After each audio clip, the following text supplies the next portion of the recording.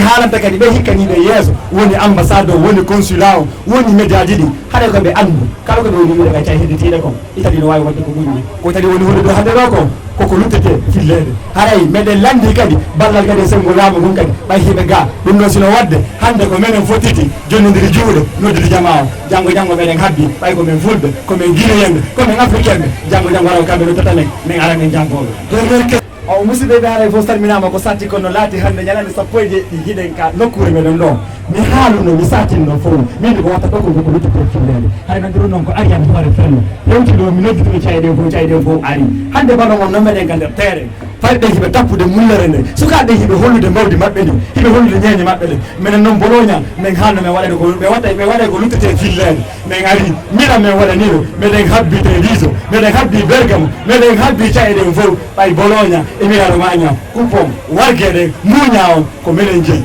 haray o weltanama ko werduɗon men kon haray meɗen weltani ɓe ligade on fof ɓe yimo ɓe compital ɓe pinal média medde hela yaye wonɓe gaɓe fof haray musidɓe men fof salminama albarka non woni komin lamdotoma bisimilla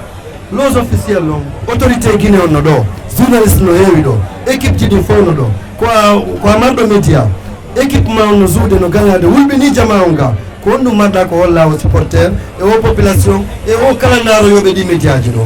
bisimilla haray komi wiyata kon haray min mi addeno gueyi andi mi adda e sukaɓe am ɓe mi anda yeeñuɓe am ɓen ɓay ko min hikkaniɓe yeeso mbiɗa hooli kadi mi nattoray kadi haray noon kadi komi haalanta kadi ɓe hikkaniɓe yeeso woni ambassade o woni consulat o woni médiaji ɗi haɗa koɓe andu kala koɓe woni wiɗa gacca hedditiɗe kon itadi no wawi wadde ko ɓuuri ko tadi woni hunde ɗo hande ɗo ko koko luttete fillede haray meɗen landi kadi ballal kadi e sengo laamu ɗum kadi ɓay hiɓe ga ɗum noon sino wadde hande ko menen fottiti jonnodiri juuɗe noddude jama o janggo meɗen habbi ɓay komin fulɓe komin guinéenɓe komin africaine ɓe janggo waraw kamɓe no tatamen min ara men janggoɓe dernière question ko on ɗum marɗa ko holla e nder pays ji union européenne ɗi fof ko population guinéenne et communauté guinéenne woni toon ko wonɗen e wadde ɗo ko ɗum marɗa ko hollaɓe par rapport e o événement men ɗo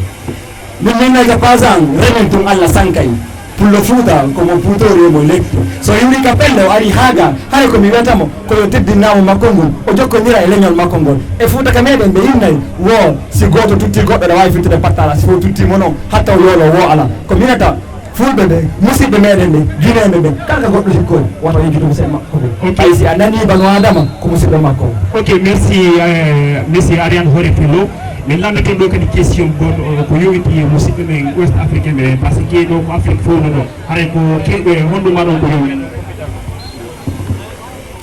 alors haray komin hewtinta ɗo musidɓe me haray komin hewtinta ɗo musidɓe meɓen woni andanɗa hoorema fulɓe Bissau kala ka pullo woniri ma hayna fulɓe to kala jeeyraɓe ka sengo la heeri ɗum woni ka sengo ka africain naɓe ka ɓaleyankoɓe woniri toon haɗa komin innata ko komin woni wadde ɗo woɓɓe hino wadde meɗen habbi ñande goo yomin waddu kadi e woɓɓe goo kadi e jaƴe go e leƴƴi go yoɓe nodditu mum mene ko Allah hawti men Italie ɗo wonirɓe Belgique wonirɓe France wonirɓe kala ka goɗɗo woniri o si nodditi hande ko compital woni ɗo janggo no wawi wonde haala ko menen ɓe Bergamo ɓe gimmotoɗo ya taw heeɓe wawde koye Bessa ya taw heeɓe haray komi wiyata koyo fof joɗidir juuɗe nodditodira ko Allah hawti on piiji ɗi sendo denɗi ɓen sayi hum fof a yadda on koko fani ok dernière question en italien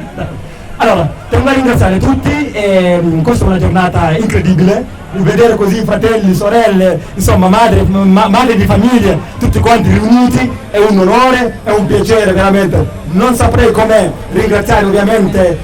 il comune di Bergamo di averci dato quel luogo e l'Italia in sé di averci dato la possibilità oggi di esibire la nostra cultura, di mostrare cosa siamo, da dove veniamo, di condividere ciò che siamo, il calcio, la cultura, i nostri cibi, i nostri colori. Perciò ringraziamo tutti e ringraziamo i nostri confratelli, l'ambasciata guineana e il consolato di essere venuti qua a condividere questa giornata incredibile. Rementon, Allah Sankay. Ecco, yes, merci. Merci Ariane Hoore Fillo, merci Kumpital, merci.